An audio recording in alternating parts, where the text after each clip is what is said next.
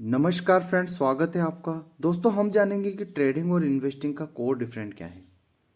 यह तो सच है कि चाहे कोई ट्रेडर हो या इन्वेस्टर हो, अमीर दोनों ही बनना चाहते हैं।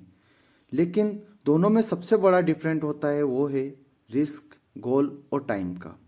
एक ट्रेडर को टेक्निकल एनालिसिस की ज़रूरत होती है।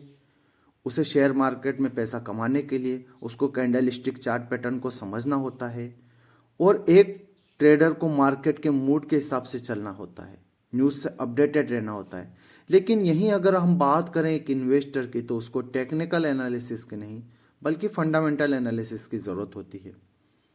इसमें उसको क्वार्टरली रिजल्ट से लेकर मैनेजमेंट एनालिसिस तक करने की ज़रूरत होती है।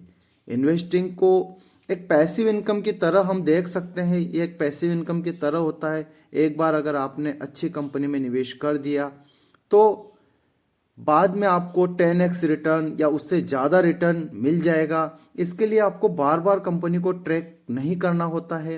आप एक बार बस फंडामेंटली स्ट्रॉन्ग कंपनी में निवेश कर दीजिए, ऑटोमेटिकली आपका शेयर प्राइस बढ़ता रहेगा। लेकिन एक ट्रेडिंग के लिए आपको अलग ही स्किल की ज़रूरत होती है। एक ट्रेडर को बहुत मेहनत करनी होती है मार्केट में अपडेटेड रहने के लिए।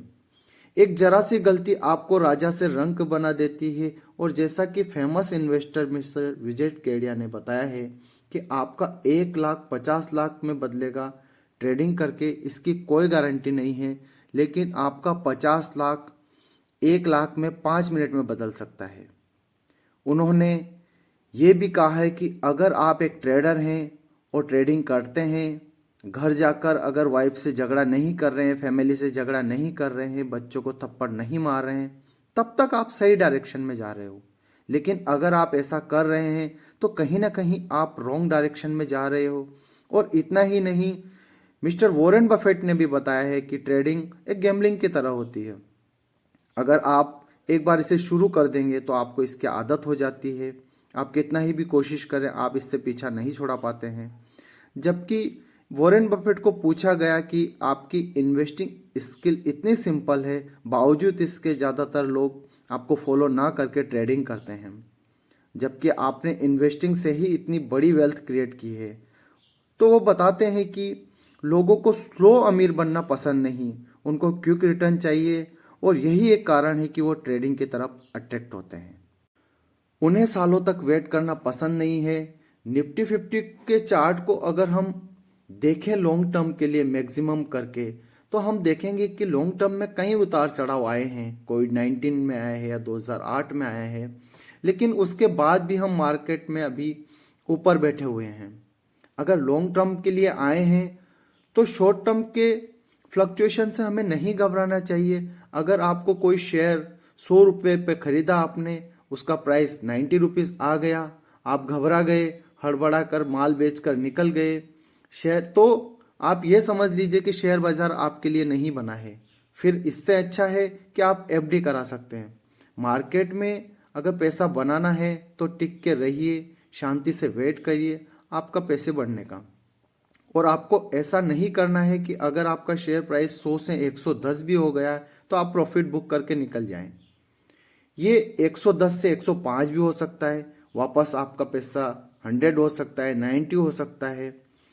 आपको इससे घबराना नहीं चाहिए। हो सकता है एक दिन आपका शेयर वही 90 रुपीज़ आकर 200 रुपये चला जाए, 500 रुपये चला जाए, 1000 रुपये चला जाए। अप डाउन यही तो शेयर मार्केट का काम है। मार्केट को अपना काम करने दीजिए, आप अपना काम करिए। महीने या एक साल में पैसा नहीं बनता है।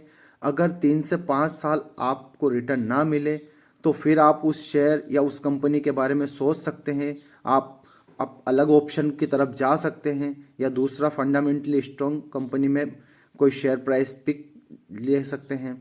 एक इन्वेस्टर का फोकस हमेशा ही कंपनी के बिजनेस और फंडामेंटल्स पर होता है। लेकिन ट्रेडिंग में एक फंडामेंटल स्ट्रॉन्ग कंपनी में भी शॉर्ट टर्म में पैसा लूज हो सकता है।